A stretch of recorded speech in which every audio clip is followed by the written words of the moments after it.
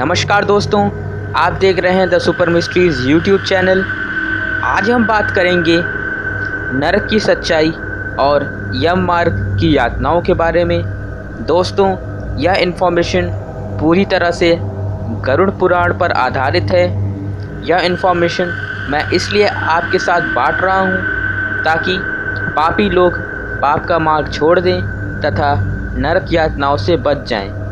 दोस्तों, बाइबल की माने तो नरक मनुष्यों के लिए नहीं बल्कि उन देवों यानी कि एंजल्स के लिए बना था जो बुरे हो गए थे।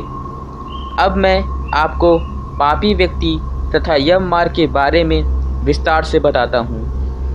अंतकाल में वह पापी व्यक्ति किसी शारीरिक और मानसिक रोग से ग्रसित हो जाता है।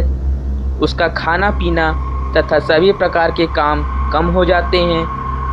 पापी जीवात्मा के बाहर निकलते समय आँखें उलट जाती हैं, नाड़ियाँ कफ से रुक जाती हैं तथा उसे खांसी और श्वास लेने में बहुत कठिनाई और प्रयत्न करना पड़ता है।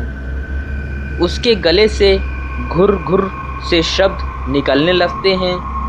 चिंतामग्न तथा स्वजनों से घिरा हुआ तथा सोया हुआ वह व्यक्ति मृत्यु से वशीभूत यानी कि हिप्नोटाइज्ड होने के कारण वह व्यक्ति बुलाने पर भी नहीं बोलता। इस प्रकार रोते बिलखते हुए वह व्यक्ति अंत में मर जाता है। उस अंतिम क्षण में प्राणी को दिव्य दृष्टि, जिसे हम थर्ड आई भी कहते हैं, प्राप्त हो जाती है, जिससे वह लोक परलोक को एक साथ ही देखने लगता है। अतः चकित होकर वह पापी व्यक्ति कुछ भी कहना नहीं चाहता। गरुड़ पुराण में ऐसा भी कहा गया है कि यमदूत पापी व्यक्ति की इंटेलिजेंस मरते वक्त छीन लेते हैं और उस प्राणी की आत्मा को शरीर से छीन लेते हैं। पापी व्यक्ति को मरते वक्त एक सेकंड भी एक कल्प के समान लगता है। एक कल्प यानी कि 4320 मिलियन साल अगर कैलकुलेट किया जाए तो। मरते वक्त उस पापी व्यक्ति का मुंह लार से भर जाता है।